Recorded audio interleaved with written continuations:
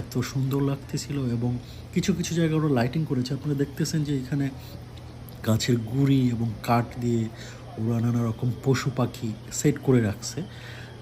যাতে যেভাবে থাকে আসলে বনের ভিতরে পশু পাখিরা সেভাবে। খুবই সুন্দর দৃশ্য এবং খুবই ভালো লাগার মতো একটা জায়গা। আপনি যদি এখানে ঢুকেন, আপনার অনায়াসে ২ থেকে ৩ ঘন্টা চলে যাবে। আপনি এই নিচের এরিয়াটা ফার্স্টে ঘুরতে হয়। ঘুরে, ঘুরে বিল্ডিংয়ের নিচে একটা লিফট এরিয়া আছে। তো নিচের এরিয়াটা যখন আমি যাচ্ছিলাম, যাওয়ার সময় কিছু ভিডিও শ্যুট করে নিই এখানে, যে নিচ থেকে উপরে কেমন দেখা যায়, গাছগুলা কেমন। একদম রেইন ফরেস্টের মতো আরকি জায়গাটা। একটু স্যাঁতসেঁতে এবং সবাই নানা রকম দেশ থেকে এসেছে, এখানে এসে ভিডিও করতেছে, ফটোশ্যুট করতেছে। তো আমি আস্তে, আস্তে গেলাম নিচে থেকে যাওয়ার মাধ্যমে যে লিফট আছে, সেই লিফটের থ্রুতে আমি একদম উপরে উঠে যাই। সবাই উপরে উঠতেছে। তো উপরেই এত সুন্দর একটা সাদা ফুলের বাগান এখানে দেয়া আছে যে আপনার খুবই সুন্দর লাগবে, খুবই ভালো লাগবে এবং মনটা ঠান্ডা হয়ে যাবে। তো উপর থেকে যখন নিচে দেখা হয় এই যে ওয়াকওয়েটা, এই ওয়াকওয়ের মাধ্যমে ঘুরতে, ঘুরতে, ঘুরতে আস্তে, আস্তে নিচে নামতে হয়। তো নিচে নামার সময় আমি কিছু ভিডিও করি আরকি উপর থেকে কেমন দেখা যায়। উপর থেকেও খুবই সুন্দর দেখা যাচ্ছিল এবং জায়গাটা এত ঠান্ডা, মানে এখানে কোনো এসি করা নাই, বাট প্রাকৃতিকভাবে জায়গাটা ঠান্ডা। যদিও আপনি দেখতে পাচ্ছেন যে এটা একটা গ্রিন হাউসের মতো, কাচের একটা ঘর।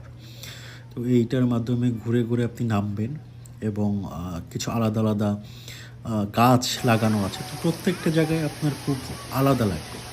তো আমি ঝরনার মাঝে একটা বেলকনির মতো আছে যেখানে এসে উপর থেকে নিচ পর্যন্ত পানি ঝরাটা দেখা যায়, সেটা আমি এখানে দেখি। ঝরনার পানির শব্দে মনে হচ্ছিল যে আমি সত্যি কোনো একটা পাহাড়ে এসেছি এবং ঝরনার আওয়াজটা সেখানে আমি শুনতেছিলাম। তো যতই আমি আস্তে, আস্তে নিচে নেমে আসতেছিলাম ততই আমি ভিতরের যে স্ট্রাকচারটা আছে কনক্রিটের, সেই স্ট্রাকচারটার ভিতর দিয়ে মাঝে, মাঝে ক্রস করতে হচ্ছিল এবং নানা রকম ফুলের গাছ এবং এখানে দেখতে পাচ্ছেন যে ছোট ঝর্ণাও ছিল যেখানে বিভিন্ন রকমের গাছপালা। শুধু যে এইসব গাছপালা সিঙ্গাপুরের ব্যাপারটা এমন না।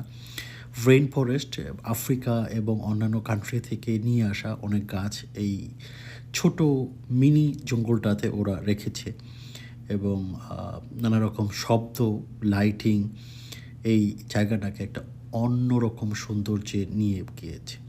তো আমি ক্লাউড ফরেস্ট থেকে বের হয়ে ফ্লাওয়ার ডোমে আসি। তো আমি ২ টা টিকিট একসাথে কিনেছিলাম। ২ টা টিকিট একসাথে কেনার কারণে আমার খরচ হচ্ছে $৬০ বা এরকম হয়েছিল, সিঙ্গাপুরীয় ডলার।